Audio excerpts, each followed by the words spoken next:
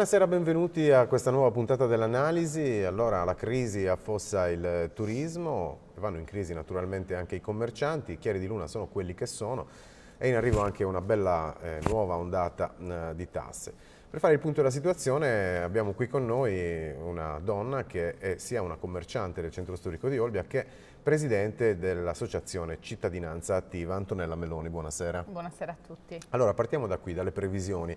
Oggi la Nuova Sardegna ha riportato un po' il grido d'allarme degli albergatori. Pasqua sarà sostanzialmente un flop, così dicono le prenotazioni, e i chiari di luna insomma sono quelli che sono, con la stagione estiva in arrivo. Le chiedo subito se è colpa esclusivamente della crisi oppure occorre fare anche un po' di autocritica. Non è colpa solo della crisi, ma le autocritiche è giusto e doveroso farle. Farle a noi commercianti e alla pubblica amministrazione. A fronte di questa crisi, come dicevamo prima, sta arrivando un innalzamento della pressione fiscale, l'IVA scatta di un punto, no? Tra qualche mese, sì, poi c'è esatto. questa Tares che è un po' un'incognita, si sa solo che sarà molto più cara della Tarsu che sostituisce, e poi c'è Equitalia che ha deciso di aumentare del 15% gli interessi di mora e altre cosettine. Per chi vive di commercio come voi, che cosa sta a significare questo? Per chi vive di commercio sicuramente è un dramma, non solo perché comunque vanno a toccare tutte le categorie. Infatti la crisi non è che ha colpito solo noi commercianti, ha colpito un po' tutti. Di sicuro quello che abbiamo visto noi commercianti negli ultimi anni è che mentre abbiamo visto le imposizioni fiscali crescere, d'altra parte invece noi abbiamo visto che all'interno dei nostri negozi, sia piccoli che grandi, abbiamo dovuto fare un passo indietro ritoccando i prezzi, ma ritoccandoli anche del 30 e 40% da una parte, poi dall'altra parte ci siamo stati costretti chi a licenziare dipendenti e soprattutto durante l'anno ci troviamo costretti a lavorare in promozione, quindi non solo noi viviamo gran parte dell'anno sotto i cosiddetti saldi che prima, se vi ricordate tutti, partivano da un 20%, adesso invece anche le grandi catene nazionali e internazionali partono direttamente dal 50%, perché altrimenti rischiamo di avere il prodotto fermo in casa. Quindi voglio dire, noi abbiamo fatto un grandissimo passo indietro, però dall'altra parte siamo soli a lottare contro questa grande battaglia che si chiama crisi. Quindi ci sentiamo tristi, abbandonati, demotivati, e soprattutto vediamo anche in questo nostro modo di lavorare perdere il diritto al lavoro, il diritto alla dignità lavorativa. Noi non ce l'abbiamo più. Senta, recentemente voi commercianti del centro storico di Olbia vi siete riuniti in assemblea e lì sono emersi tutti i malumori della categoria, alcuni dei quali insomma ce li ha illustrati lei poc'anzi. Sullo sfondo però sono emerse anche le divisioni che finora avevano caratterizzato la vostra categoria. Forse è un passo avanti, però la sensazione è che manchi alla fine un vero e proprio progetto complessivo, serio, da proporre a chi di dovere, all'amministrazione comunale, o no? Allora sì, l'incontro che che è stato organizzato dal Presidente del Consorzio è stato un incontro che è stato voluto in qualità di commerciante che chiamava gli altri commercianti tutti uniti appunto dal fenomeno crisi o dalle lamentele da portare avanti a chi di dovere. La riunione è stata fortemente presenziata da numerosi colleghi che da anni non frequentavano più le riunioni, quindi un appiglio, una speranza in ognuno di noi credo comunque che ci sia ancora. Di sicuro la presenza di Confcommercio, quindi del dottor Fara, credo che sia stato anche questo un segnale che ha portato più unione. Però rispetto a questo ancora siamo indietro, perché ancora dobbiamo formarci, dare vita a un gruppo combattivo che butta giù appunto un progetto seguendo quelle che sono le direttive, le richieste, i bisogni di tutti noi commercianti. Buttare giù un progetto, cosa vogliamo fare, con chi lo vogliamo fare, portarlo a chi di dovere e dirgli: noi il progetto l'abbiamo fatto, ora voi ci aiutate.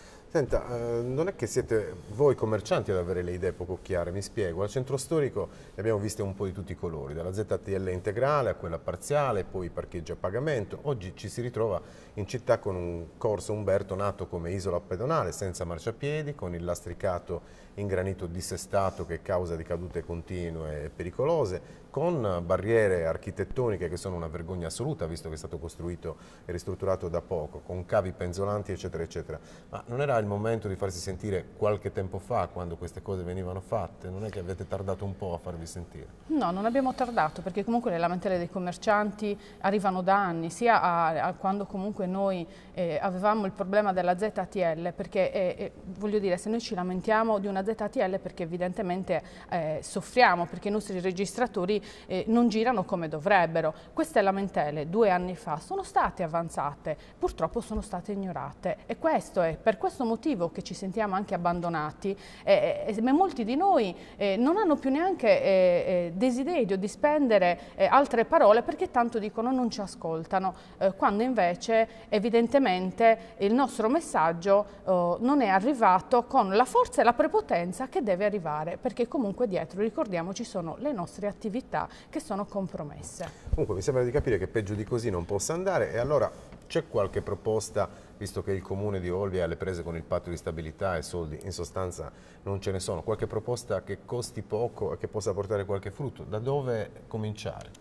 Allora, innanzitutto nel centro città elenchiamo alcune delle soluzioni che possono essere attuate nonostante il patto di stabilità, quindi a costo zero. È da anni che i commercianti si rivolgono alla pubblica amministrazione dicendo: guardate che noi siamo isolati, i trasporti pubblici locali qui in centro non arrivano. Avevamo una navetta elettrica, una navetta che però non riusciva a coprire il percorso porto-centro, aeroporto-centro. Quindi adesso la navetta, dopo tanti anni, quindi è stato un flop, è stata soppressa. Bene, a noi arrivano richieste, a me in qualità anche di presidente di cittadinanza attiva di Olbia Tempio, mi sono arrivate richieste e lamentele da parte di cittadini, anche anziani, che mi dicono: per noi percorrere il centro è veramente un problema, perché voglio dire, pensiamo alle persone che hanno capacità motorie inferiori alle nostre, o ai turisti che con i bagagli li vediamo sotto il sole che arrivano da via Mameli. Non va bene così, diamo rispetto e dignità anche a queste persone e facciamo passare una linea dell'autobus anche all'interno della città per meglio collegarla con i punti principali, i punti cardine della città. A proposito di questo, lei come cittadinanza attiva raccogliete sicuramente diverse segnalazioni da parte dei cittadini ma anche turisti, no? E quindi che cosa emerge da questa vostra raccolta di segnalazioni? Magari così ci aiuta a capire anche che cosa vorrebbero trovare i turisti che poi alla fine non trovano.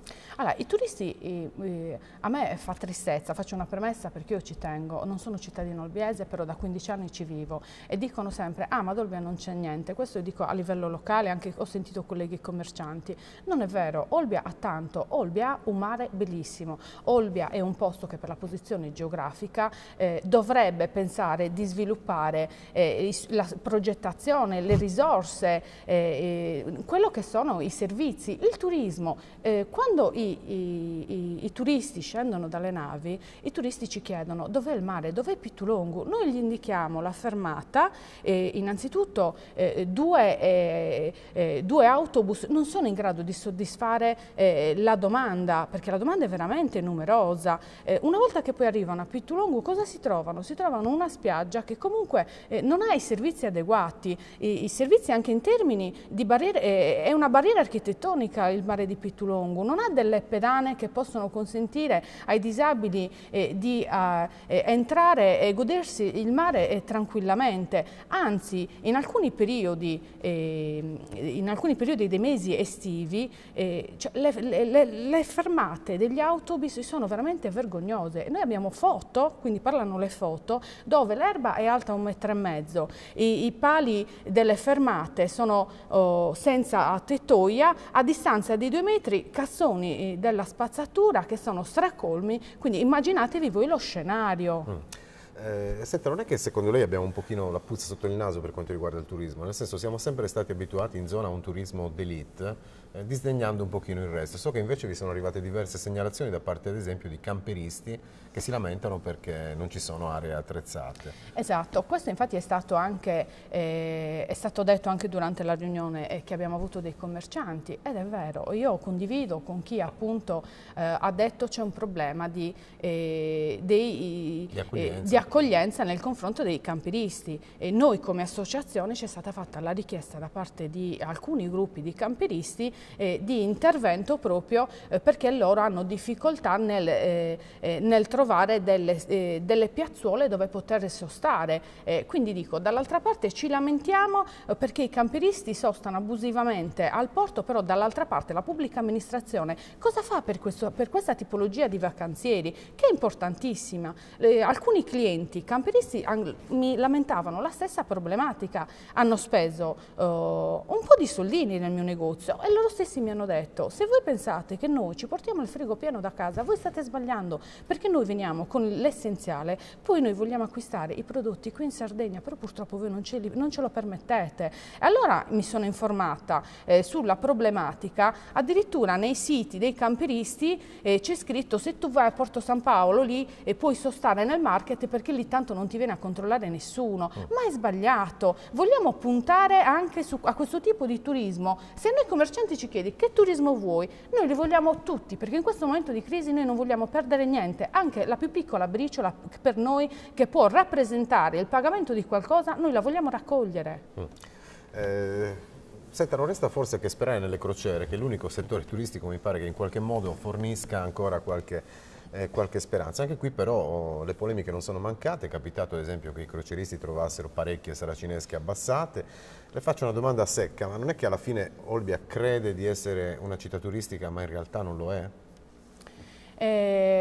Olbia è una città turistica però che ha bisogno anche di stimoli, stimoli che devono essere raccolti da tutti i cittadini. Olbia è una città che ha bisogno di stimoli dalla pubblica amministrazione, ha bisogno di vedere un attimino uno spiraglio di luce per credere, e comunque non è proprio così, perché comunque il segnale viene dalla stagione 2012, dove molti dei miei colleghi commercianti che hanno sempre tenuto chiuso durante la domenica si sono esposti, sono andati loro in prima linea, lasciando i dipendenti a casa e aprendo la serranda. Ma dovrebbe essere normale in una città turistica tutto ciò, che so, Alghero, se andiamo ad Alghero. Secondo me la crisi secondo me però diciamo che nel male sta facendo una buona rivoluzione anche per far capire che comunque il mercato è cambiato. Abbiamo la grande concorrenza che sono i centri commerciali che la domenica sono sempre aperti, quindi dobbiamo prenderne atto e rispetto a questo rimboccarci le maniche e anche noi nel nostro